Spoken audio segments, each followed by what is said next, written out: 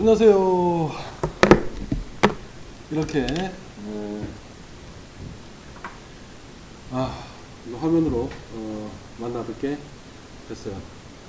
잘 지냈나? 모르겠다. 하여튼 진도는 여러분들 공통 진도를 나갈게요. 뒷부분에 일단 환율하고 국제수지 비교. 자, 우리가 만나기 전까지 이 순서로 나가다가 다시 만나면 그 사이에 조금만큼 남은 부분 있죠? 물가 실업 이런 부분들은 그때 채우도록 하고, 일단은 오늘은 환율, 국제수지까지 나가보도록 하겠습니다. 오케이. 하여튼 열심히 하고, 그 다음에 이럴 때일수록 꽉 뜨는 거 밖에 쏟아나지 말고 건강 잘 챙기고 그러면 되지 않을까 싶어요. 자, 환율. 근데 혹시나 책이 없는 친구들을 위해서 선생님이 PDF 파일을 올려놓을 테니까 그거 보고 환율 수지 오늘 정리해 보도록 하겠습니다. 그 다음에 아마 그 레코딩 시간은 45분 조금 안 될 거예요. 이게 45분을 넘어가면 파일이 이제 풀어야 돼요. 그래서 또 타이머를 누르고 있는데 지금 1분 18초, 19초를 지나고 있네요. 그래서 43분, 4분, 5분 이때까지 한 개를 찍고 그다음에 쉬었다가 다시 또 한개 찍도록 하겠습니다. 자, 볼게요.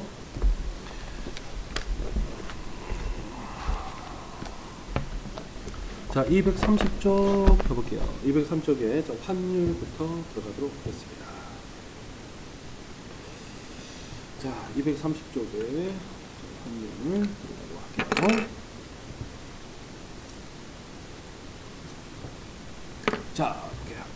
자, 230쪽 환율을 보면 환율의 의미라고 되어 있는데, 자, 천천히 볼게요. 자, 환율은 우리가 외화의 가격이죠. 지금 우리가 배울 때는 자국 화폐와 외국 화폐의 교환 비율이다. 요것도 맞는 얘기인데 그 말보다는 외화의 가격이라고 외우는 게 훨씬 유용합니다. 그러니까 환율도 달러가 외화다 그러면 달러의 가격. 뭐 엔화라는 외화가 있다 그러면 엔화의 가격. 오케이? 그래도 환율의 표시 방법은 두 가지가 있어요. 자국 화폐로 표시하는 방법이 있고 외국 화폐로 표시하는 방법이 있는데, 수능에 나오는 문제는 무조건 하나. 자국 화폐로 표시한 외화의 가격으로만 나와요. 그래서 외화가 달러니까 1달러 1,000원, 이게 환율이죠. 1달러 1,200원. 그리고 외화의 가격이 200원 올랐죠. 이게 환율 상승. 외화의 가격이 환율이니까. 요것만 잘 기억합니다. 자, 볼까요? 자, 환율은 외화의 뭐다? 가격입니다. 환율은 외화의 가격일 때 뭐로 표시해? 그렇죠. 자국 화폐로 표시해요. 이게 중요합니다. 자국 화폐로 뭐한 표시한 외화의 가격이다. 이렇게 기억하면 되고요.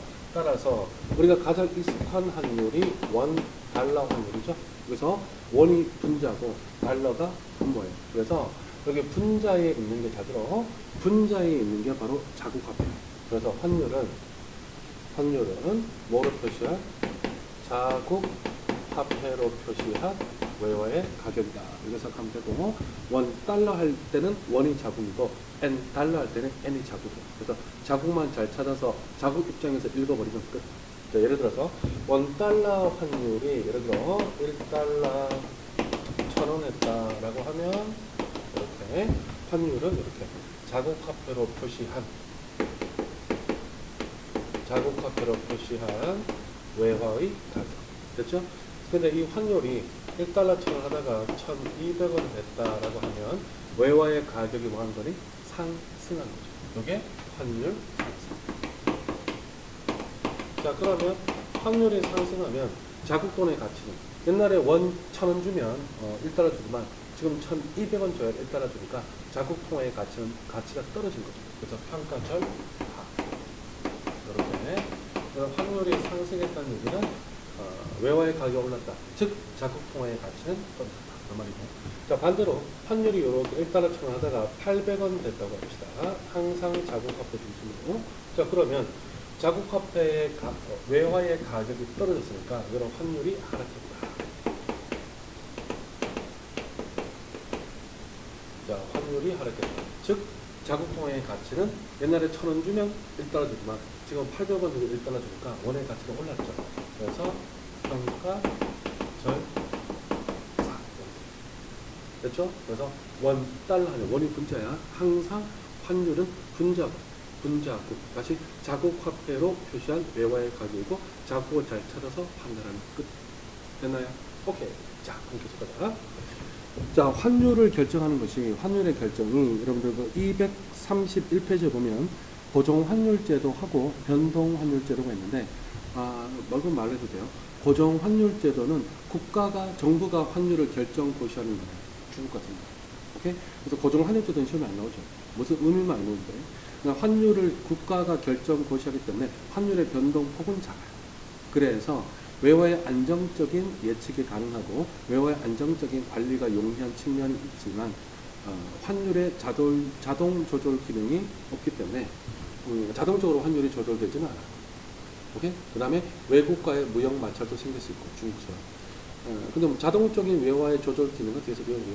그 다음에 우리가 배우는 거에 변동 환율 제도인데 이 변동 환율 제도는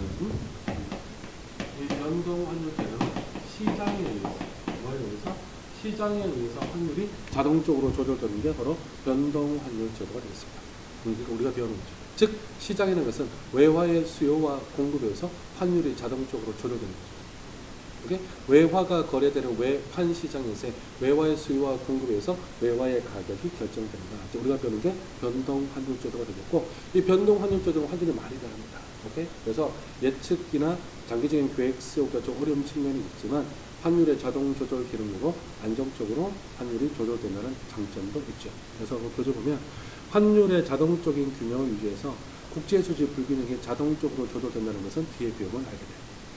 그래서 우리가 배우는 것은 변동 환율 제도, 즉 시장에서 환율이 조절되는 것이다. 그걸 보면 다시 230쪽으로 넘어오시면 환율의 결정 요인이라고 되어 있을 겁니다. 볼게요.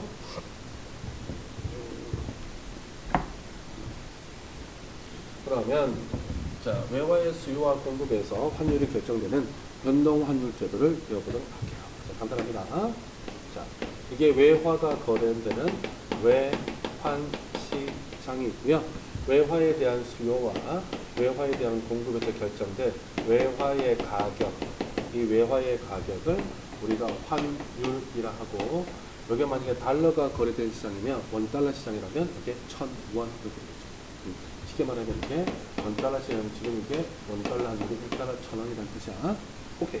그럼 외화 수요와 공급에서 환율이 결정되는데, 그럼 외화의 수요는 뭘까요? 외화를 주세요죠. 오케이? 외화가 왜 필요하죠? 우리나라에서 쓰기 위해 필요한 게 아니죠. 그래서 외화에 대한 수요는 외화가 나가는 요인이야. 외화가 뭐 하는 요인? 나가는 요인이고. 그 다음에 외화에 대한 공급은 외화가 우리나라 들어오는 요인입니다. 외화가 우리나라에 들어오는 요인이죠. 외환 시장에 외화를 집어넣는 외화가 들어오는 요인이 뭐가 된다? 공급이 되겠습니다. 자, 그럼 시작할까? 수요. 자, 어떨 때 외화가 필요하죠? 그렇죠. 수입할 때 외화가 필요하죠.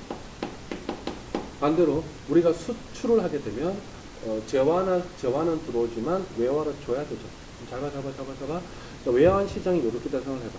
외환 시장이 이렇게 있으면 자, 원을 집어넣고 외화를 달라고 하는 게, 다시 원을 집어넣고 외화를 달라고 하는 게 외화에 대한 수요야. 오케이? 우리가 어떤 재화를 X제로 여기서 수입하면, 오케이? 수입하면 X제는 들어오지만 달러로 결제를 해야 되니까 수입업체 입장에서는 원을 외환 시장에 집어넣고 달러를 달라고 하는 게 외화에 대한 수요라고. 달러를 달라고 한다는 게. 달러를 집어넣는 게 공급입니다. 수출업자는 봐봐. 수출업자는 수출을 하면 달러가 들어오죠. 그러면 외환 시장에서 달러를 집어넣고 이게 공급이야. 달러에 대한 공급. 오케이? 그럼 달러의 공급이 늘면 우측으로 이동해서 달러가 넘쳐나니까 달러의 가격, 외화의 가격 하락하게 되는 거죠. 그래서 달러를 집어넣고 어떻게? 그렇죠. 원을 빼서 그 돈으로 임금도 주고 이자도 내고 지 돈도 챙겨놓고 할 거 아닙니까? 그죠? 그래서 수출 그 자체가 외화에 대한 공급적 요인이야. 자, 그럼 이렇게 하는 거야. 수출이 늘었다. 수출 그 자체가 외화에 대한 공급이니까 수출이 늘었다 그러면 공급 증가, 우측이동. 수입이 늘었다 그러면 수요 증가, 우측이동. 외환 시장에서 수입이 줄었다 그러면 수입 자체가 외화에 대한 수요이기 때문에 줄었으니까 수요 감소. 그래서 환율 하락, 외환의 거래량은 감소. 이렇게 보시면 거예요. 됐어요? 오케이. 자, 어떻게 하면 또 외화가 나갑니까? 자국민의 해외여행이죠. 자국민의 무슨 여행? 해외여행하면 우리가 해외여행 가서 달러 쓰잖아요. 그죠? 그래서 원을 집어넣고 달러를 들고 나가는 거죠. 여기에 늘었다 그러면 수요 증가. 이게 줄었다 그러면 수요 증가. 수요 감소. 반대로 외화가 들어오면 외국인의 국내 여행. 그래서 외국인의 국내 여행이 늘었다 그러면 공급 증가. 줄었다 그러면 공급 감소. 그 자체가 공급적 여행이야. 오케이? 마찬가지로 또 어떨 때 외화가 필요합니까? 해외 투자죠. 오케이. 우리가 해외 투자하면 외화가 필요해요. 왜냐면 우리가 미국 부동산을 샀다. 미국 주식을 샀다 하면 달러를 결제해야 되거든요. 그래서 원을 집어넣고 달러를 빼서 결제하기 때문에 이게 외화에 대한 수요다. 이게 늘었다 그러면 수요 증가. 줄었다 그러면 수요 감소. 자, 반대로 외국인의 국내 투자죠. 외국인의 국내 투자가 늘었다 그러면 공급 증가. 줄었다 그러면 공급 감소. 됐나요? 오케이. 그래서 교재에 보시면 외화의 수요 요인은 수입, 그 다음에 해외 투자 이런 거, 그 다음에 그 밑에 보면 자국민의 해외여행, 그 다음에 외국으로의 송금. 우리가 외국에 당연히 송금을 하면 외화로 송금하잖아요. 그 수요고요. 그 다음에 원조 제품 방향입니다. 그래서 달러가 해외로 나가는 요인은 수요적 요인. 이렇게 들어오는 요인은 공급적 요인. 기타 등등은 됐죠? 기타 요인. 시험에 잘하는 것들 이거 정리하시고요. 자, 그래서 가끔 나오는 게 잘 봐라. 중앙은행의 외화 매각 이런 말이 나와요. 중앙은행의 외화 매각이 늘었다 이렇게 나와요. 중앙은행의 외화 매각이 늘었다. 이건 어떻게 풀어야 될까요? 그렇죠. 잠깐만. 외환시장이 이렇게 있는 거야. 잘 들어. 항상 이렇게 시장으로 실물처럼 외환은 자, 외환시장이 이렇게 있는데 이게 중앙은행이 있어요. 중앙은행이 이렇게 외환시장에다가 외화를 집어넣은 거죠. 그게 매각이잖아. 외화를 집어넣고 자국권을 빼는 거지. 그러면 외환시장에 달러를 집어넣기 때문에 이게 늘었다고 했으니까 공급 증가. 그래서 달러를 집어넣는 요인, 즉 외화를 집어넣는 요인은 공급. 달라고 하는 것. 예를 들면 외화를 매각하는 게 아니고 매도하는 게 아니고 뭐했다? 매수했다. 그러면 외환시에서 달러를 사도 원을 집어넣는 거잖아. 그 수요죠. 그래서 매각 또는 매도 주문이 늘었다. 그러면 공급 증가. 이렇게 매수했다 그러면 수요 증가. 이렇게 보시면 됩니다. 그리고 두 개가 동시에 움직이는 경우에는 우리가 미시할 때랑 똑같아요. 예를 들면 수출도 늘고 수입도 늘었다.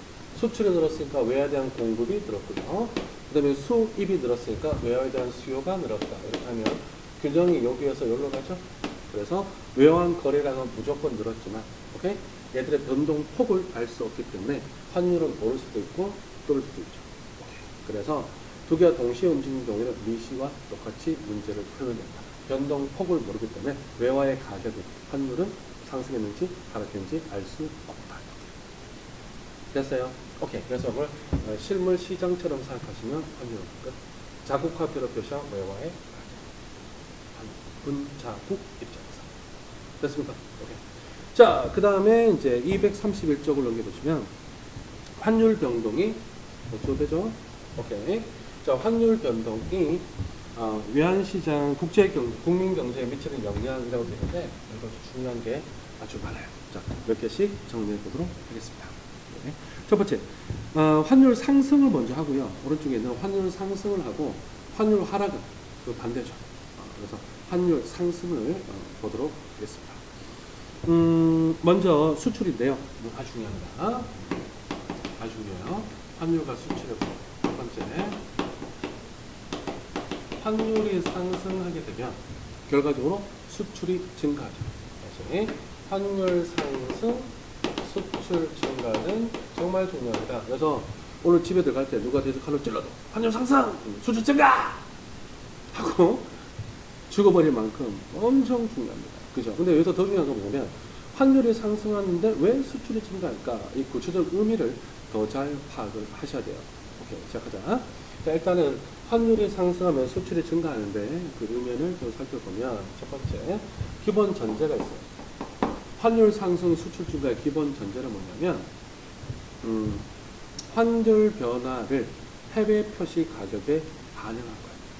다시 국내 표시 가격은 고정시키고, 다시 국내 표시 가격은 고정시키고 두 번째 환율 변화를 어떻게 환율 변화를 해외 표시 가격에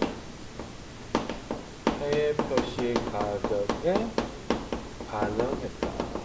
이런 논리고요. 그다음에 세 번째 조건이 뭐냐면 가격 경쟁력을 뺀 이거는 환율 상승이 수출 증가로 이어진다는 얘기는 가격 경쟁력 측면에서만 얘기하는 거예요. 그래서 비가격 경쟁력은 고정되어 있다고 가정한 겁니다. 가격 경쟁력만 고려한 거지 비가격 경쟁력은 뭐 돼 있다? 고정되어 있다고 가정하고 자 요거를 푸셔야 됩니다. 됐죠? 자 그러면 요 조건 하에서 한 개씩 나박나박 보도록 할게요. 자 일러볼까요? 자 x제가 있는데 x제 국내 표시 가격이 1,000원이고요. 그 다음에 해외 표시 가격이 1달러라고 가정해요. 됐나요? 오케이. 자 그 다음에 요때 $1 환율이 요때 이렇게요. $1 환율 원이 작업입니다. 자 1달러 1,000원이라고 가정하겠습니다. 그래서 그럼 결론은 이거죠. 자, X제를 수출하는 국내 수출기업 입장에서는 어떻게? X제를 미국에 팔고 1달러를 벌어와서 국내 가격 1,000원이니까 이제 환율이 1달러 1,000원이니까 이제 1,000원으로 이익을 챙겨 있었죠. 그 상태였습니다. 그 상태였는데 자, 환율이 올랐어요. 환율이 얼마로? 2,000원으로 환율이 상승했다고 할게요. 자, 그럼 어떤 사태가 발생하냐? 이 수출기업은 국내 표시 가격으로 1,000원만 받습니다. 근데 지금 환율이 1달러 2,000원이 됐어요. 그러면 해외에서 얼마 받으면 되죠? 그렇지. 해외에서 0.5달러만 받아도 1달러 2,000원이니까 1,000원으로 갖고 올 수 있는 거죠.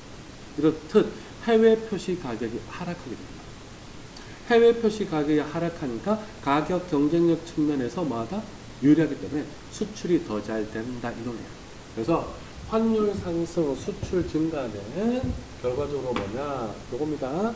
다른 거는 고려하지 않고 가격 경쟁력 측면에서 유리한 겁니다. 그래서 환율이 상승하면 해외 표시 가격이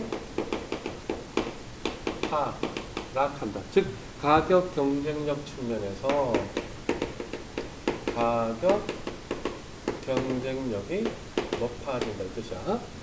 다른 건 아니고 비가격 경쟁력 아니야. 그럼 예를 들면 이런 거죠. 우리 제품은 워낙 제품의 질이 우수하고 그 다음에 브랜드 네임의 밸류가 엄청 높기 때문에 환율이 오르더라도 나는 해외에서 가격을 떨어뜨리고 싶지 않아 라고 하면 안 떨어져도 상관없어. 오케이? 네. 근데 얘는 가격을 안 떨어뜨려도 잘 팔리면 엄청나게 더 이기겠죠. 환율이 올랐기 때문에 1달러짜리 뭐 똑같이 1달러 받아도 더 많이 팔리니까 똑같이 팔려도 환율이 올랐기 때문에 원들은 더블로 이기겠죠. 오케이. 그런 측면에 얘기합니다. 그래서 해외 표시 가격, 즉 가격 경쟁력이 유리하다. 됐죠? 오케이. 그러면 결국에 얼만큼 느느냐? 수출량이 얼만큼 느느냐? 이것은 자, 수출량의 증가는 뭐에 따라 달라지겠니? 해외에서의 수요의 가격 탄력성에 따라 달라져.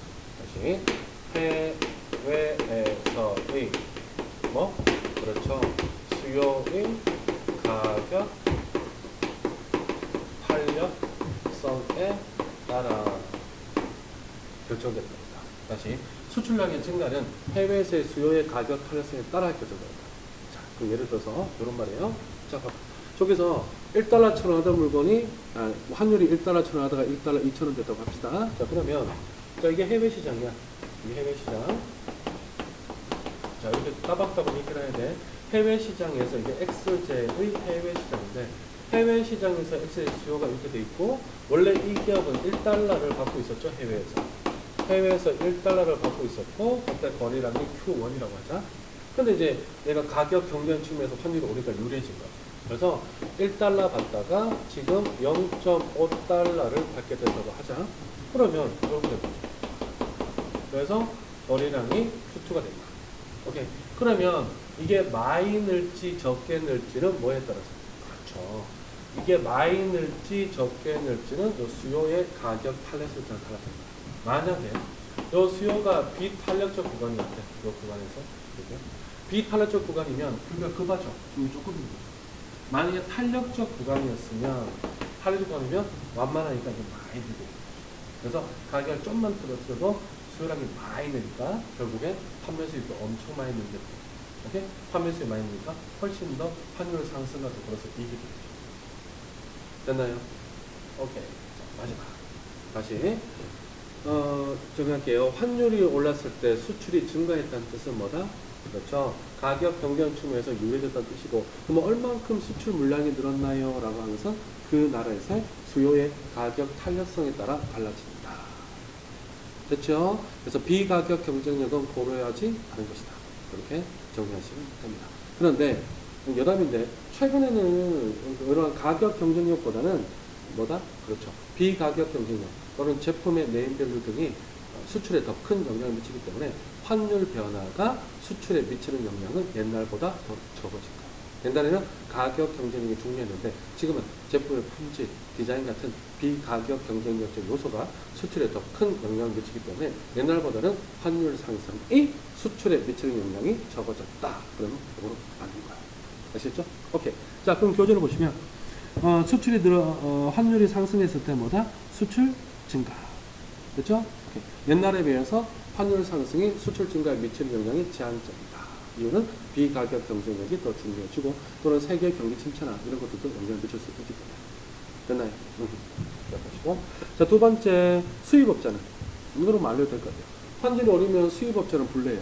1달러짜리 수입하다가 1달러짜리 수입할 때 옛날에 환율을 1달러 1,000원이었는데 1,000원으로 풀리다가 지금은 1달러짜리 수입하는데 환율이 1달러 2,000원 되면 2,000원으로 풀리기 때문에 수입품 가격이 상승하게 되고 따라서 수입업자는 불리하게 되는 거죠. 교재 보시면 수입품의 원화 표시 가격이 상승하기 때문에 국내 상품의 가격이 상대적으로 떨어지고 따라서 수입업자의 가격 경쟁 측면에서 약화되겠죠. 그래서 수입업자는 불리하다. 따라서 그 밑에 국제 수출. 수출은 잘 되고 외화가 많이 들어오고 수입은 적게 돼서 외화가 적게 나가게 되면 국제 수지는 개선되겠죠. 그래서 국제 수지가 좋아지면 경상 수지가 개선되면 우리나라가 갖고 있는 외환 보유고 양도 늘어나요. 그거는 이거 말하면 되겠죠. 그래서 첫 번째 환율 상승 수출 증가 너무 중요하니까 이거 꼭 외워두시고 자 그러면 이 문제를 한번 기출 문제로 꼭 정리를 해보도록 하겠습니다. 뒤에 넘겨보시면 자 236쪽에 599번이 있습니다. 다시 236쪽에 599번을 보면 이 문제를 풀면 아하 이런 식으로 탄력성과 연관되어 있음을 정확히 알 수가 있어요. 꼭 풀어보셔야 돼요. 599번 보기요.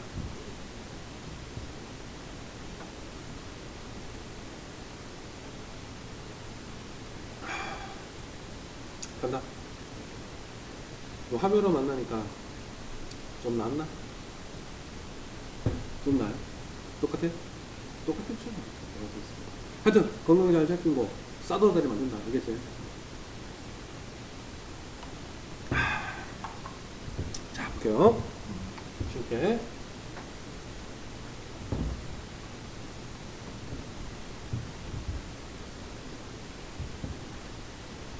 자 599번 표는 수출품 가격이 10% 상승했을 때 여기서 수출품 가격이 10% 상승했다는 얘기는 해외 표시 가격이 10% 올랐을 때요. 각 재화의 수출액 주주고 이거는 해외 표시 가격으로 표시한 수출액의 변화를 나타내는 것이다. 수출 기업들은 각 재화의 국내 판매 가격을 원달러 환율에 따라 달러화로 환산하여 수출품 가격을 책정한다. 즉 국내 판매 가격은 변동이 없으며 주시고 국내 표시 가격은 고정시키고 환율의 변화를 해외 표시 가격에 반영하겠다 이거 되잖아. 그리고 수출품의 가격과 수출액은 달러로 표시한대. 근데 달러화 가격이 10% 상승했을 때야. 즉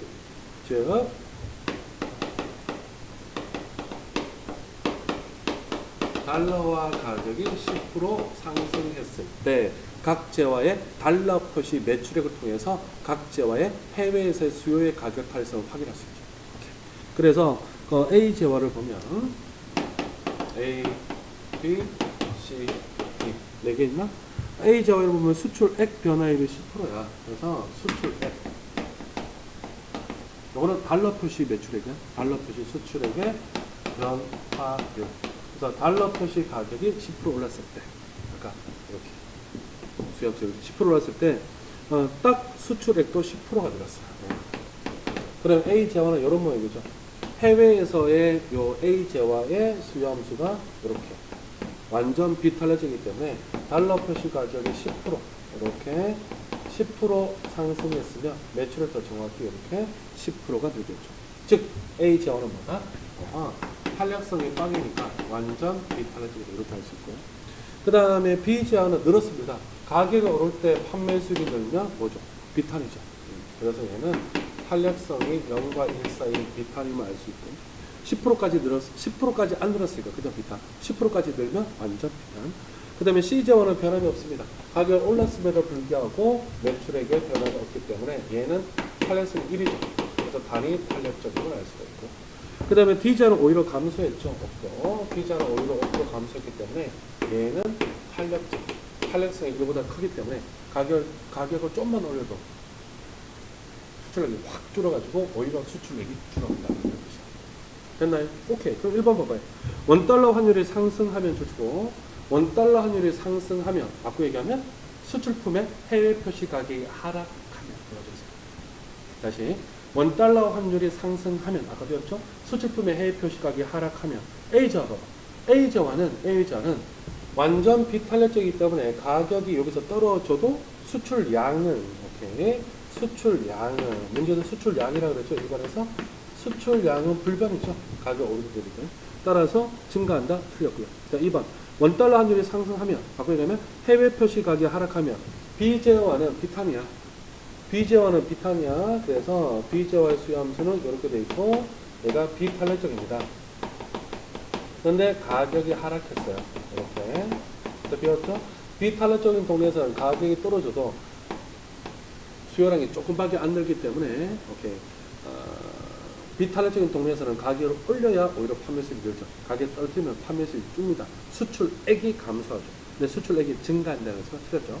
그리고 3번 원달러 환율이 하락하면 보세요. 바꾸기 하면 해외 표시 가격이 상승하면 근데 해외 표시 가격이 상승했는데 C제와는 단위 탄력적이죠. 가격이 오르나 내린다. 다시 C제와는 이렇게 직각상으로서 떨어지는 단탄, 즉 수요의 가격 탄력성이 1이기 때문에 가격이 오르나 내리나 이 면적이 일정하죠. 그래서 수출액이 감소한다. 틀렸습니다. 불변이죠.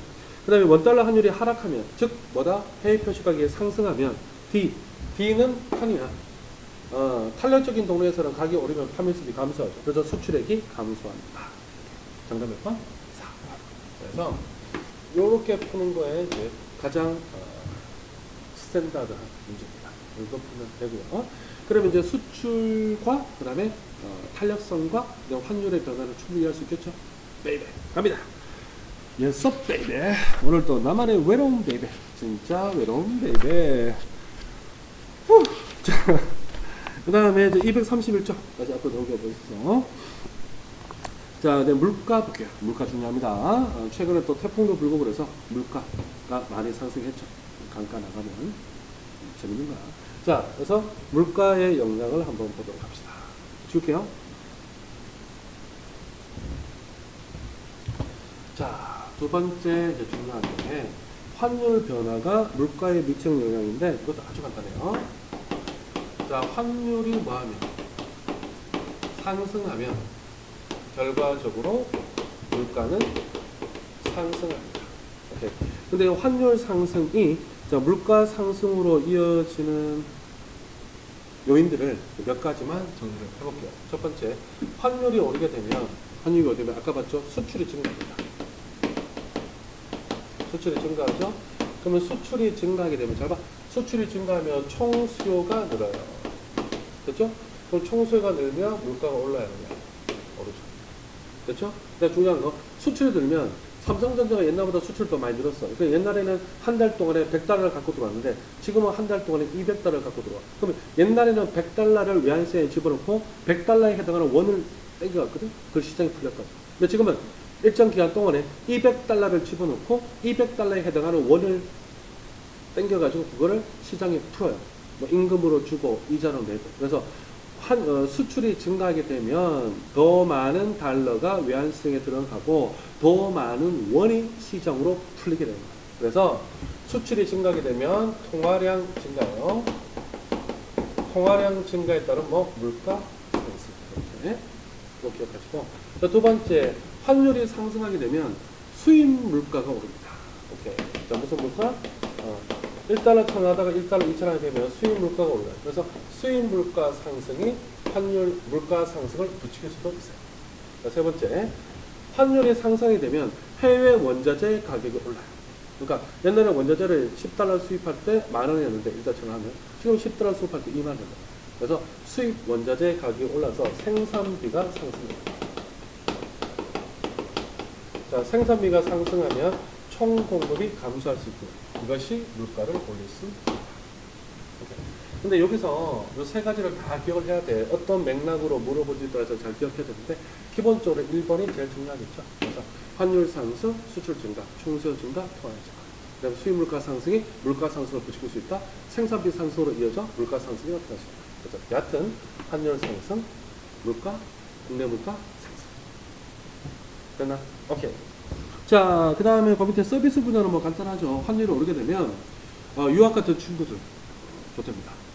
그래서 옛날에 미국 유학 갔는데 자 1달러 붙여주세요 라고 하면 환율이 원달러 환율이 1달러 1,000원일 때는 1,000원만 붙이면 됐어. 근데 지금은 1달러 2,000원 되면 2,000원을 붙여야 돼. 2,000원으로 1달러로 바꿔서 붙여야 됩니다. 그래서 엄마가 뭐라 그래요? 야야 돈이 없다 빨리 들어와라 이렇게 될 수도 있고요. 그 다음에 해외 유학생 해외 여행 가는 사람들 불리합니다. 오케이. 반대로 외국인의 국내 여행은 증가하겠죠. 항상 모든 것을 자국 입장에서 파악하고 외국인 입장에서 모르면 반대로 생각하시면 돼요. 자, 그 다음에 그 밑에 이제 국내 기업의 외채 상환 부담도 당연히 늘겠죠. 옛날에 1달러 갚을 때 1달러 1,000원일 때 1,000원만 필요하면 됐는데 지금은 1달러의 외채를 갚을 때 1달러 원달러 환율이 올라서 1달러 2,000원 되면 2,000원으로 1달러 바꿔서 갚아야 되니까 환율이 상승이 되면 외채 상환 부담, 워낙 표시 외채 상환 부담은 증가하게 되겠죠. 야, 이 상황에도 계속 문자가 오네요. 자, 그래서 환율 변동에 따른 뭐 오케이 효과를 정리를 해봤고요. 다 외우셔야 됩니다. 그 다음에 이제 230 이쪽을 적어볼게요. 232쪽에 맨 밑에 보면 구매력 평가설과 빅맥 지수가 되는데 이거 정리하고 그 다음에 기타 환율과 관련된 꼭 알아야 될 거 다음 시간에 꼭 정리하면 될 것 같고. 자, 일단 구매력 평가설과 빅맥 지수가 되는데 잠깐 이해를 해보자. 하면 어렵지 않습니다. 자국만 잘 찾으면 모든 문제는 풀게 됐어요. 자, 논리는 이거예요. 여러분들 빅맥 지수란 말 들어봤죠?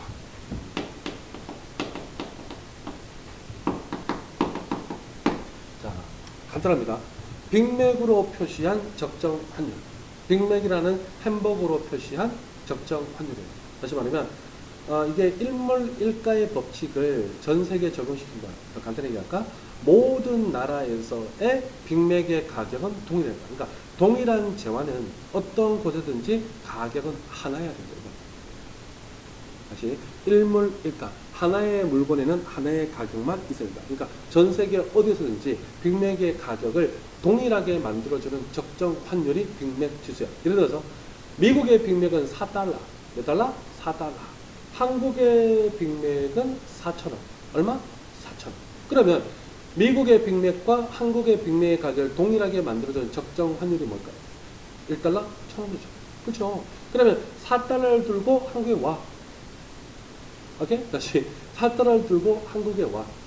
오케이? 그러면 이제 4달러가 미국에서는 4달러 빅맥 한 개를 먹었으니까 한국에서도 4달러로 갖고 딱 빅맥 한 개를 먹어야 돼. 근데 지금 환율이 1달러 1,000원이야. 그러면 4달러를 4,000원으로 바꾸면 한국의 가격이 4,000원이면 무조건 똑같이 한 개씩 먹는 거야. 오케이? 미국의 4달러, 한국의 뭐 4,000원. 그럼 빅맥 지수는 1달러 1,000원. 됐어요? 그래서 전 세계 모든 나라에서 하나의 물건은 하나의 가격에 거래된다. 일몰일가의 법칙을 전 세계로 확장시킨 것이 바로 빅맥 지수가 됩니다. 됐죠? 더 간단히 얘기하면 그 나라의 빅맥 가격과 우리나라의 빅맥 가격의 상대적 비, 상대적 가격 비가 바로 빅맥 지수가 됩니다. 그래서 예를 들어서 4달러 분의 4,000원 해보죠. 그럼 1달러가 얼마죠? 1,000원이죠. 여기가 바로 빅맥 지수가 되겠고요. 자, 그래서 이 빅맥 지수는 일몰일가의 법칙을 전 세계에 확장시킨 겁니다. 그래서 두 문제만 바로 풀어보시면 금방 이해될 것 같아요. 자, 읽어볼게요. 610번 볼게요. 239페이지에 610번 문제. 자, 610번 문제를 보면, 자, 그거 봐봐. 미국 내 9월 달에 미국 가격, 그 다음에 상대 가격이 있는데, 상대 가격이 보면, 미국 내 가격 분의 한국 내 가격이야. 이게 빅맥지수야. 여기서는 X제니? 그럼 X제 지수가 되겠죠. 오케이. 자, 그러면 그거 봐봐. 9월 달부터 가볼까요? 9월, 그 다음 몇 월이죠? 10월, 그 다음에 몇 월? 11월. 자, 문제가 옛날에 11월까지 된 게 11월 달에 수능을 봐서 그랬는데 지금 이제 12월 달에 수능을 보니까 이거 바꿔야겠죠. 오케이. 자, 미국 내 가격은 5달러, 그 다음에 몇 달러? 5달러, 그 다음에 4달러. 기병철이네. 기병철. 그 기병철. 4달러 기병철. 오케이? R이랑 동동 그 기병철 말고. 자, 그 다음에 상대 가격이 1,100원입니다. 어떤 얼마죠? 1,000원 900원이죠. 자, 그러면 국내 가격을 구할 수 있죠. 얼마죠? 5,500원이죠. 한국에서는 5,500원, 이때는 5,000원, 이때는 3,600원. 이렇게 돼 있고, 그 다음에 현재 실제 환율이 나와 있지 않니? 1,000원이죠. 오케이. 9월, 10월 중 실제 환율은 1,000원이었어요. 이렇게 돼 있고, 실제 환율, 현재 실제 환율은 1달러 얼마? 1,000원입니다. 자, 그러면 기억 볼게요. 9월에 한국을 방문한 미국인은 X의 가격이 미국보다 싸다고 느꼈을 것이다. 자, 9월에 보자. 자, 9월에 5달러를 들고 한국에 옵니다. 그럼 진짜 실제 환율이 5,000원이에요. 실제 환율이 1,000원이에요. 그럼 한국 돈 얼마를 바꿔서? 5,000원으로 바꿔서 달라고 해요? 근데 한국에서는 얼마예요? 5,500원. 그럼 뭐야? 비싸죠.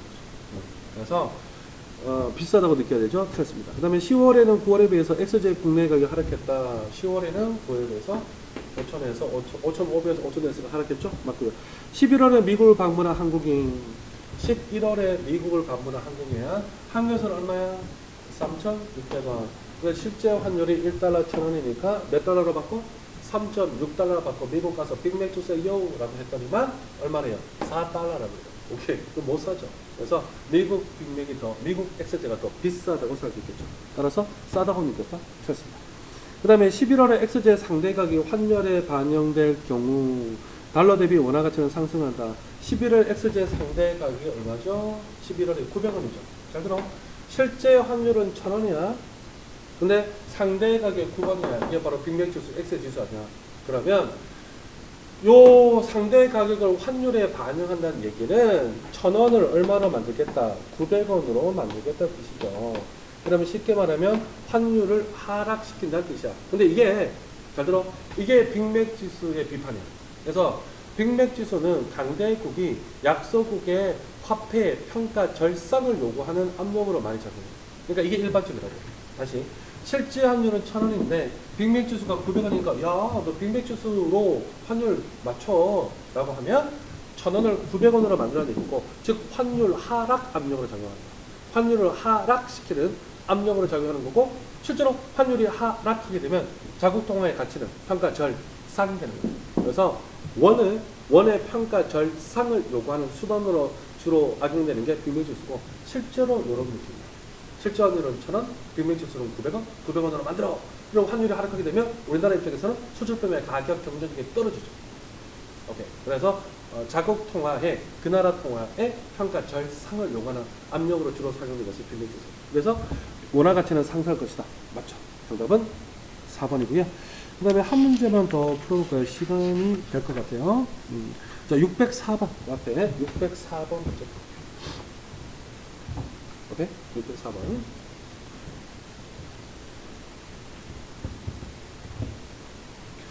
참, 오랜만에, 그때 이제 그 촬영 기사님이 계셨는데, 지금 안 계시고, 이제 혼자 이 외로운 강의실에서, 외로운 나만의 베이비를 하다 보니까, 조금 뭐, 힘든 면도 있지 않아 있는데, 오히려 이제 조금, 나는 원래 학생들과 호흡하는 걸 좋아하는데, 그래도 조금, 코로나 시기고, 급하니까, 조금, 드립을 줄이고 따박따박하게 또 나가보도록 할게요. 자, 604번 문제를 보겠습니다. 일단 604번에 그 예쁘십니다. 예쁘시고요. 자, 거래 비용이 없는 한 완전 경쟁 시장에서 동일한 상품의 가격이 어디에서나 같아진다. 이거 바로 일문일가의 법칙이죠.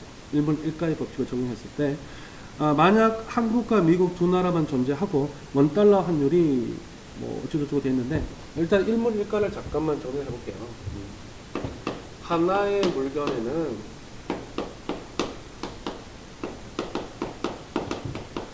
일문일가의 법칙이 적용되는 것은 아주 간단합니다. 아주 간단해요. 먼저 보고 갈게. 예를 들어서 서울이 있습니다. 그 다음에 부산이 있어요.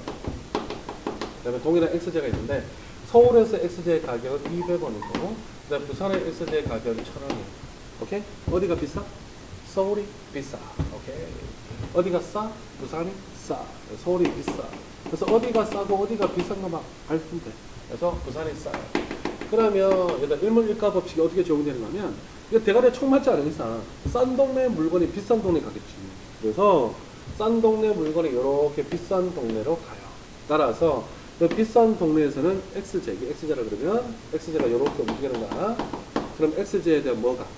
공급이 증가하게 됩니다. 그 다음에 싼 동네에서는 X제에 대한 수요가 증가합니다. 그러니까 오케이. 그럼 결국에 비싼 동네에서는 공급이 증가함에 따라 가격은 하락하게 됩니다. 그 다음에 뭐 싼 동네에서는 수요 증가함에 따라 가격은 상승하게 되고 이 과정은 언제까지 진행될 거야? 그렇지. 두 지역의 가격이 같아질 때까지 진행되겠고 결국엔 두 지역에서 가격은 동일해지겠죠. 따라서 하나의 물건의 가격은 어느 지역에서나 하나로 결정된다는 게 일문일가의 법칙이에요. 그래서 여러분들 일문일가 법칙 시험에 나오면 어디가 비싸고 어디가 싼 줄 알면 돼. 그래서 싼 동네의 물건이 비싼 동네로 간다. 오케이? 자, 이문 좀 볼게요. 이문 좀 보면 원달러 환율이 1000원이고 한국의 XJ 가격이 3,300원. 그 다음에 미국산 XJ 가격이 3달러래. 지금 환율이 얼마죠?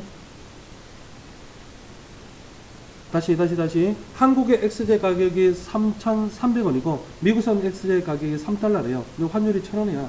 원으로 표시하면 미국은 3,000원, 우리는 3,300원이죠. 그럼 어디가 비싸? 한국이 비싸. 끝. 그래서 이 문제는 자 뭐로 바꾸면 된다? 치울게. 어디가 비싸? 한국이 비싸. 어디가 싸? 미국이 싸. 그러면 미국의 물건이 한국으로 들어와. 이게 답니다. 자, 거꾸로 5번부터 갈게요. 5번. 자, 국내로 수입되는 미국산 XJ 양이 증가할 수 있어요. 오케이? 맞죠? 그 다음 외환시장에서 달러의 수요가 증가합니다. 우리 입장에서 수입이 증가하니까 수입 증가, 달러에 대한 수요 증가. 맞죠? 그 다음에 달러와 대비 원화 가치가 상승할 수 있어요. 라고 되어 있는데, 잠깐만. 자, 수입이 늘어요. 그럼 외화에 대한 뭐 증가? 수요 증가. 그럼 환율이 상승. 원달러 환율이 상승하면 원의 가치는 하락이죠. 그래서 원화 가치가 상승이 아니라 원달러 환율 상승이니까 원화 가치 하락입니다. 원화 가치 하락. 틀렸고요. 그 다음에 미국산 XJ 가격이 상승할 수 있어요. 그죠? 미국에서는 XJ 가격이 상승할 수 있어요. 맞죠? 오케이. 그 다음에 마지막, 한국산 XJ 수요가 감소할 수 있어요. 좋더라. 한국산 XJ 수요. 오케이. 그러면 한국에서는 어떤 일이 발생하냐면, 한국에서는 미국산 XJ가 많이 들어오잖아요. 그래서 미국산 XJ와 한국산 XJ는 대체제 관계에 있는데, 미국산 XJ가 많이 들어오다 보니까 미국산 XJ를 많이 쓰면 한국산 XJ의, 그렇죠, 한국산 XJ의 수요가, 대체제니까 수요가 감소할 수 있고, 따라서 한국산 XJ의 가격이 하락할 수 있는 거죠. 그래서 한국산 XJ의 수요가 감소할 수 있어요. 맞습니다. 대체제입니다. 미국산이 아니라 한국산. 그래서 정답은 3번. 됐어요? 오케이. 그래서 이렇게 어디가 싸, 어디가 비싸. 비싼 동네로 물건이 들어가. 싼 동네에서 나와서 공격합니다. 됐어요? 1번 여기까지. 자, 그래서 잠깐 쉬었다가 환율 마무리하도록 하겠습니다. 파이팅!